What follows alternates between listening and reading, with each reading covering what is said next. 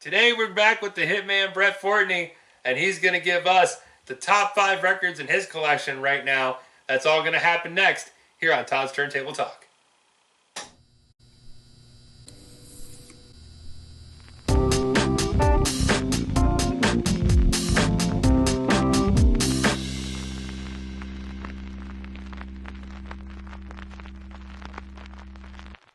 Welcome to another episode of Todd's Turntable Talk. Before we get started, as always, please make sure to hit that subscribe button as well as the bell notification to alert you whenever a new video drops here on our channel. And then we're here back with my good buddy, the Hitman Brett Fortney here. And what I like to do when I do a rundown of someone's rig, I like to bring them back and also talk about some records that are their all-time favorites. So we're going to run down Brett's current top 5. Like me, top 5s can change. Yeah. I have a different top 5 all the time. I mean, yeah, my top 2 actually go back and forth. Depends on if I'm listening, whatever one I'm listening to, they go back and forth. Now, this list is in no particular order. This is just 5 all together, not one being the best. And no, this is just the top 5. Oh, yes. Right here. Be very gentle. Must be gentle with your records, folks. We have here Elton John, Captain Fantastic, and the Brown Dirt Cowboy. Yeah. So why is this on your list?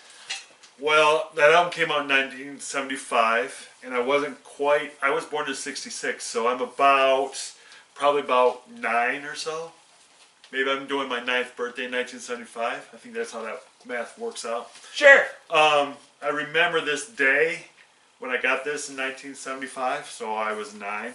But this album has a lot of information, and as a kid that wants to put a record on and lay on his floor and look at the album cover can take you hours and hours just to look at and see different things that you didn't see maybe the first time around. There's a lot of stuff to look at. Yeah. There's booklets. There is a lyric sheet that you can read along with the words if you want to, and it's just the music's great too. I mean, I know I'm talking about all the stuff that's with it, but the music is great. I think it's his best overall.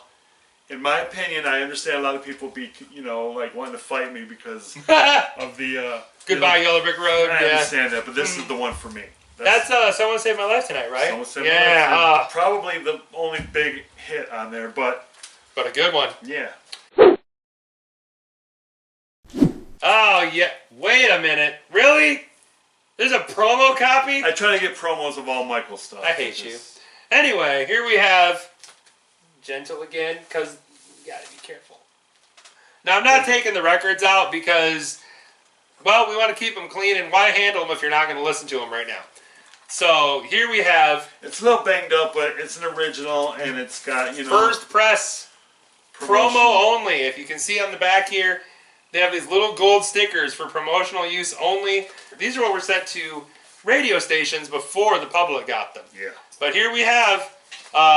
Michael Jackson's Off the Wall. And why is this, out of all the Michael albums, why is this the one that takes the spot? Okay, so he made 3 solo albums with Motown. Mm-hmm. This was going to be his big breakout on Epic Records with Quincy Jones in the production seat. Yeah. And this is when Michael was hungry.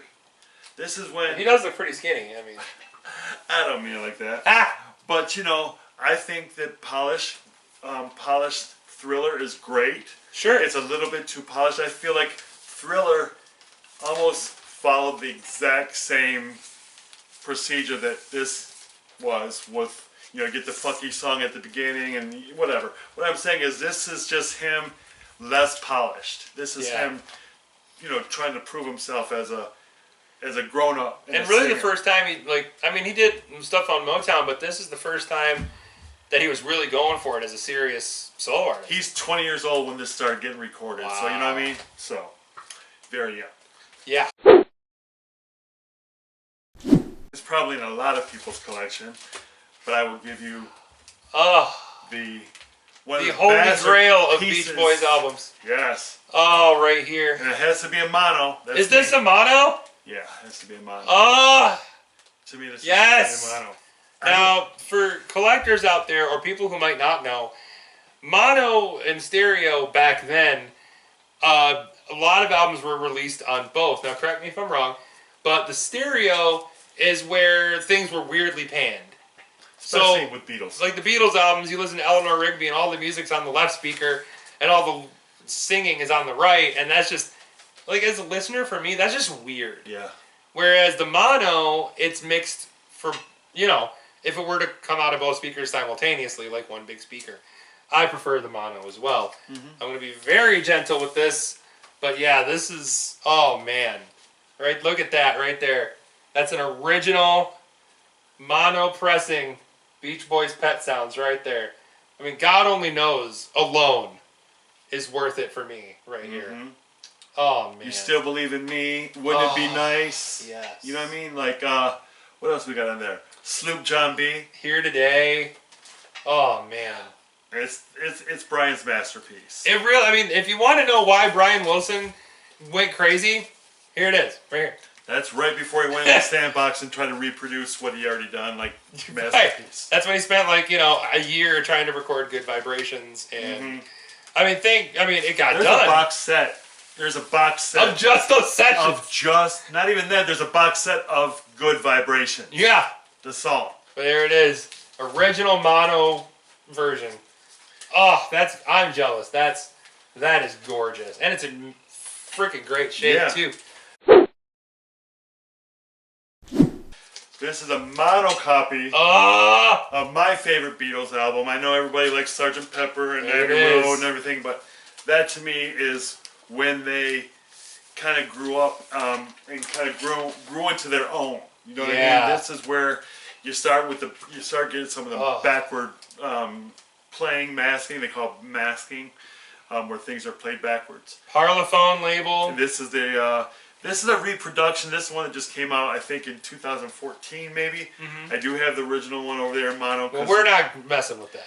Mono is very important to me when it comes to my Beatles and Beach Boys. It just is, because I don't like to hear singing on one side, music on the other. Yeah. I absolutely love the album art of this. That's another one, too. When I was younger, I would look at that album cover like, why are those people, like, intertwined in those... Why does their hair look like spaghetti? And why are people, like, caught in their hair and stuff? And I mean, Taxman, Eleanor Rigby, Here, There, and Everywhere, Good Day, Sunshine, Gotta Get You Into My Life, Tomorrow Never Knows. I mean, this album is, I mean, many people, you know, Sgt. Pepper is where it's at for many people. I gotta agree with you, man. I think this album is, and honestly, just incredible. I almost put Rubber Soul in there too, because Rubber Soul and Revolver to me would have been a great double album if it was like back in the day they'd only, you know, make an album like in 2 weeks or whatever, 6 weeks even. Yeah. And then be done and then be over with. If they would have been able to take a little more time and not have the label down their throats about getting some new product out, they probably could have made Revolver and Rubber Soul at the same time, and it would have been like the greatest double album of all time. This. Oh, yeah. Sign of the Times, right double there. album from 1987. You know what I mean? Now, is this, oh my God, really? This is also a promo copy. Right here. I'm a DJ, you know, so I get stuff promotionally given to me because that's what my job is. I don't even want to think of what this would be worth. I'm just going to go ahead and gently look at it, barely touch it. But yeah, this album. The hype sticker's still on it, which is kind of, was it on the? No, this doesn't. I mean, when this first came out, this was on the seal, the plastic, you know, and for the promo.